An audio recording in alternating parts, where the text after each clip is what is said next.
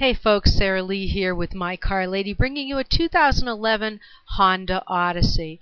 Let me tell you, this is a spectacular new redesign, new skin, lots of cool features, and let's jump right in. I have this vehicle lined up with its predecessor, 2010, so that you can see that it really isn't that much bigger, that much longer, even though the shape leads you to believe that maybe it is longer or narrower or lower to the ground. In reality, there's a number of things in the styling of the 2011 that really lend it to being a little bit different, but not really bigger.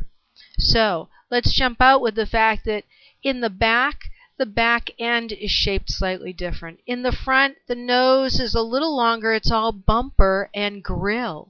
Inside, you don't lose or gain much space at all. But what you will notice when you look at the glass in the 2009 and 10 and early models, you'll see that the early models, the glass is much larger, much longer. In the 2011, it has a very angular shape.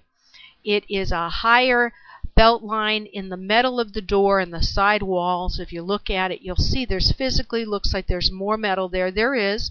The windows are narrower. That's what they call raising the belt line.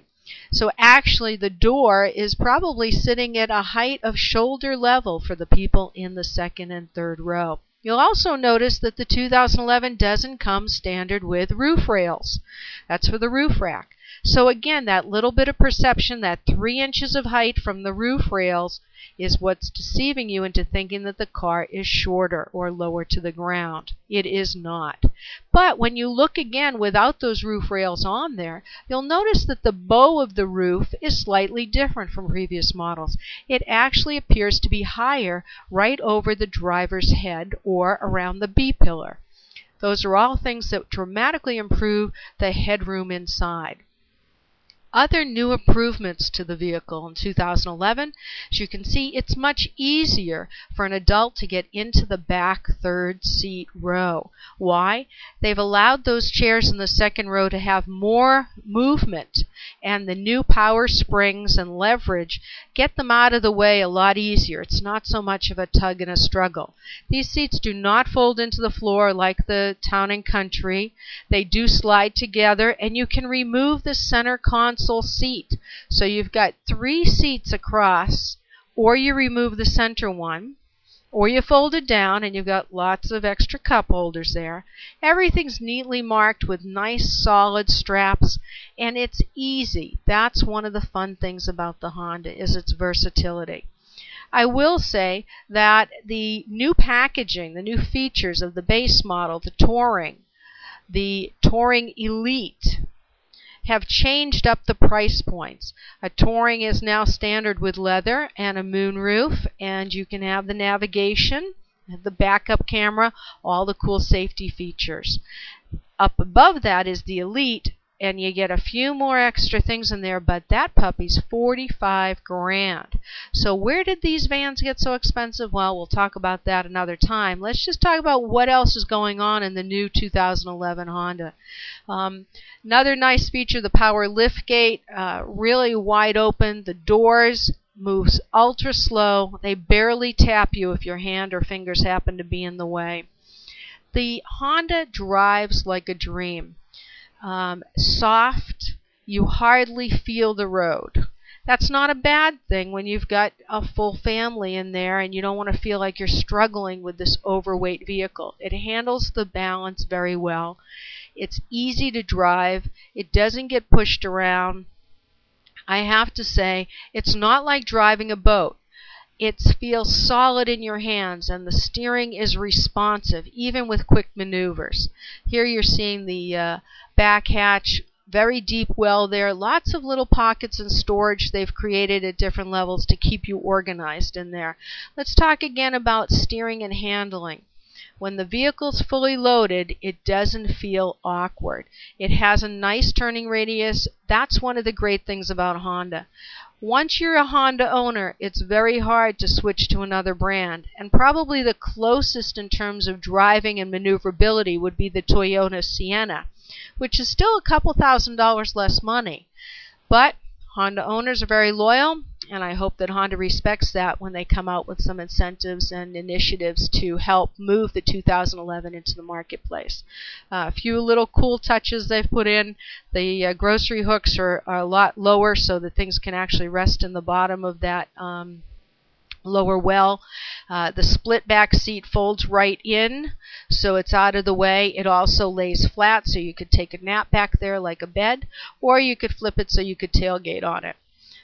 Every seat has its own air vent for heat or air conditioning, side airbags all the way through the vehicle. This is a 5-star rated car. Now, 5-star ratings are going to change between 2011 and 2012 as NHTSA changes their rankings, but I expect that Honda and Acura will continue their 5-star across the board. That's what's made them the top-notch car that they are. You'll see extra attention to detail with the step, so kids jumping in and out off the back or pulling out suitcases doesn't mar the paint. And it's not a little strip, it goes all the way to the end. Another nice thing that you'll notice, one touch to drop the hatch in the back. The back design has not changed dramatically. It still looks like a Honda Odyssey, feels like a Honda Odyssey, and it performs that way as well. Still a 6-cylinder vehicle, getting excellent gas mileage. You will average around 21 around town, probably 24, 25 on the highway. Here you'll see my demonstration of the door. It barely taps me. I mean, no pressure at all. And that's huge when you have little fingers going in and out. Of course, it does have a locking mechanism by the left side of the driver's steering wheel, as well as a lockout feature. This is the backup camera, which is located just above the license plate. And the controls are either on the steering wheel or on the center dash. You will notice it has a very wide, flat dash. The shifting mechanism, like in the CR-V, is up on top of the console. Little features like the hook for your purse, multi-tiered racks, extra deep well for hiding your purse inside the armrest. That's pretty cool, with lots of plugs for your iPod jack and loading your music into the hard drive, etc. You will notice it does have traction control, stability control, all the appropriate safety measurements that you need for a solid minivan carrying 7 passengers. This is your family ride. The dials and the gauges, very simple, not garish. They are backlit, but the actual gauges are lit very subtly. The radio controls are backlit in blue. That's kind of cool. But you have to get used to using that knob to control it. It's not a touch, easy touch, ergonomic. You do have to lean over a little bit. You do have to move your eyes off the road. You'll notice this is a very deep TV screen type of device. There's dual control, temperature gauges, heated seats, but you definitely, it could have been pointed a little bit more towards the driver for easy visibility. So your passenger's going to have to control the music and the sound and the temperature controls. It's not as easy. Nice laminate finish in there. Trims it out, doesn't make it look so stark. Lots of little teeny extras. They've thought of extra power ports. There's a hideaway for plugging in your phone and charging it. Your glove box also serves as a cooler in the center console, a place for you to keep your drinks cold. And trays and